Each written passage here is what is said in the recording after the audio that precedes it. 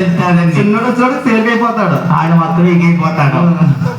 మా ఇంకన్నా నారాయణుడు అయితే ఆలోచిస్తున్నాడు. అవును హరే, మా అమ్మగారి కామంలో మునిగిపోయి ఉంది, ఎంత చెప్పినా ఇనేవాటం లేదు. శ్రేణి ఏదో విధంగా వచ్చపరుచుకోవాలి అనుకున్నాడు శంకరుడు. అమ్మ కామం తెచ్చాలి అంటే మీ దగ్గర కత్తి, కమండము, మూడవ కనేస్తాము.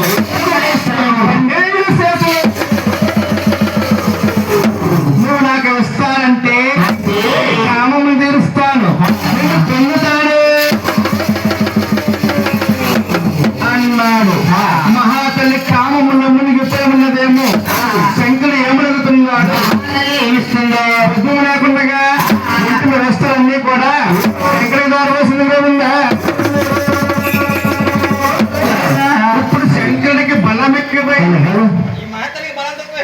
ఇంకా అంటున్నాడు, అమ్మా ఈ కాలమైన తీర్చాలి అంటే నిన్ను చూస్తుంటే నాకు భయం పడుతుంది.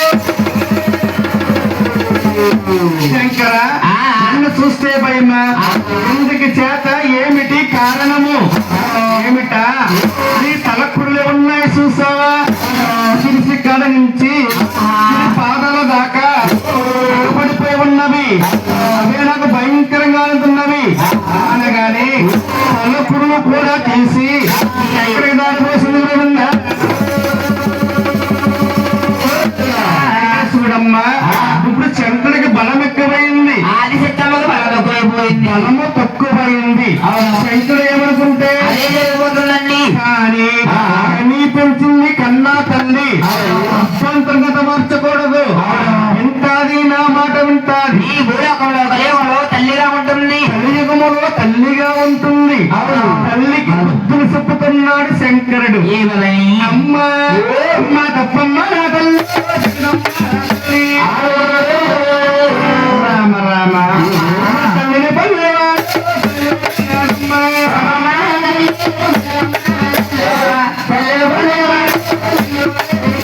తల్లిని పొందినవాడు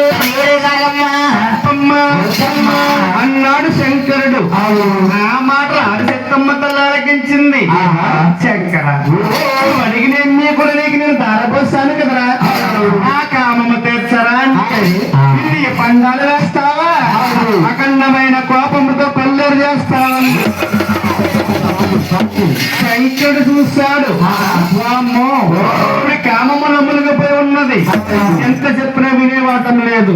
ఇటువంటి స్త్రీని ఏదో విధంగా సిగ్గుపడక మార్చాలి అనుకున్నాడు శంకరుడు. మన కలియుగంలో జ్ఞాపకం తెచ్చుకుని ఆది సత్తమ్మ తల్లికి గౌరీ శంకరుడమ్మ కష్టపడలుగా ఇచ్చాడు.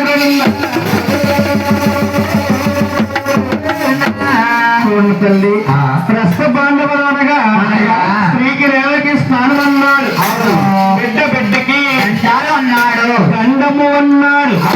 ఈ నెల పాండవ సృష్టించిన శంకరుడు అంటున్నాడు, అమ్మా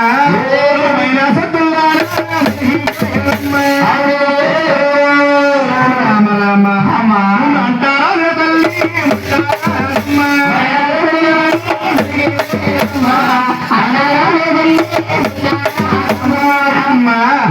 నన్ను అంటాలన్నా, నిన్ను నేను ముట్టాలన్నా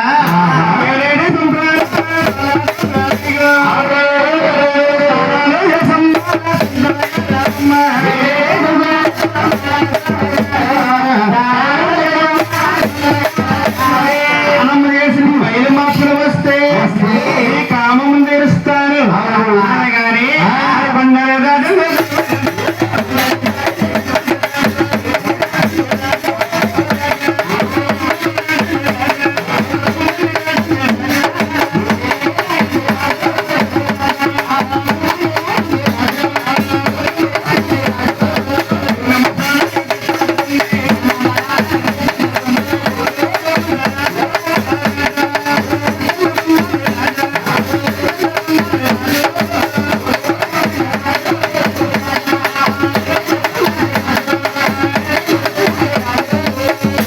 గంగ స్నానకి వెళ్తుందమ్మా. శంకరుడు చూశాడు, మా అమ్మగారు స్నానానికి వెళుతుంది. స్నానం చేసి వస్తుంది. శంకర ఆమెను తీర్చరా అంటాను, నేను తీర్చను అంటాను. నేరం నాదవుతుంది. మా అమ్మగారికి నీరు ఎక్కడా దొరకనివ్వకూడదు. గంగాదేవి గౌరీ శంకరమ్మ కోటి కేక వేశాడు తల్లి. గంగమ్మ తల్లి తుళ్ళు పిల్లకి చూసింది. ఆది చిత్తమ్మ తల్లి భూదేవికి తాడు లేక పెరిగిపోయి వచ్చేస్తా ఉంది. రాము ఇవన్నీ కదండి ఎక్కడితో కాను, నాకు వేరే మార్గము లేదు. గంగాని పరుగు పని వచ్చి ఇక్కడ పాదం మీద పెట్టడానికి రవన్నా. శంకర పాదల మీద పడ్డ గంగమ్మ తల్లిని గౌరీ శంకరుడు ఏం చేస్తున్నాడు? ఇప్పుడు వేశాడమ్మా.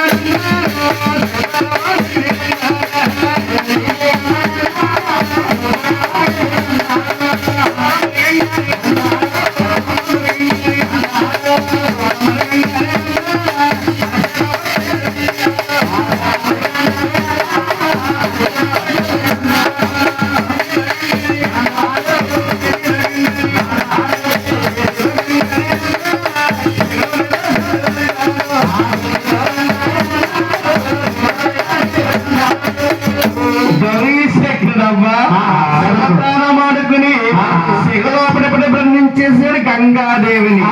సభా ప్రజలు ఆచమనవచ్చు. ఇదేమిటండి, గంగంటే నీరు కదా, నీరంతా శంకుడు ఏ విధముగా బంధించేశాడు అని కావచ్చు తల్లి.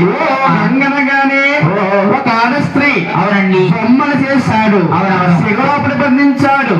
శిగలోపడి గంగమ్మ తల్లి అంటుంది, శంకర మీ అమ్మగారిని కాదని మీ శిగలోపడి బిడ్డను బంధించేశావు, బాగానే ఉంది.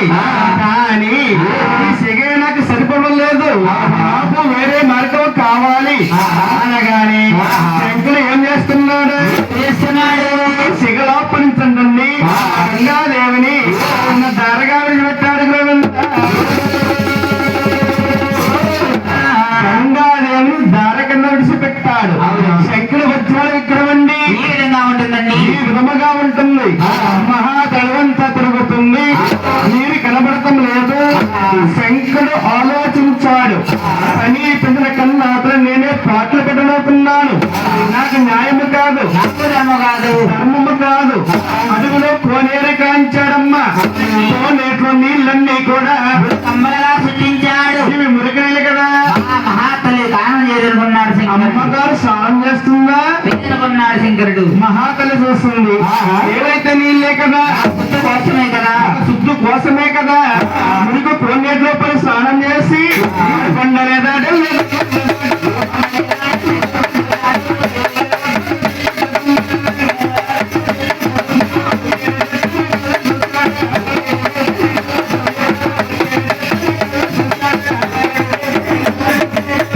శంకరుడు చూస్తాడు. ఇప్పుడు స్నానం లేదనుకున్నాను, వస్తుంది శంకర కావం తెచ్చనంటాది, నేను తెచ్చనంటాను. నేరం చూస్తే నాదవుతుంది. కనుక కనుక తెలుస్తానా ముందు కలియుగం పుడుతుంది. మానబడతారు, మానవులందరూ కూడా తల్లినే గ్రామం తెచ్చమంటారు. ఇది మాట్లాడే మనిషికి సాటి కాదు. నాలుగు కాళ్ళు జంతువుకు సాటి అయింది, నోరు లేని పక్షికి సాటి అయింది. ఇటువంటి స్త్రీ కృతలకు మార్చేయాలి. ఈ శంకర అక్కడ కోపం వచ్చి ఏం చేస్తున్నాడు?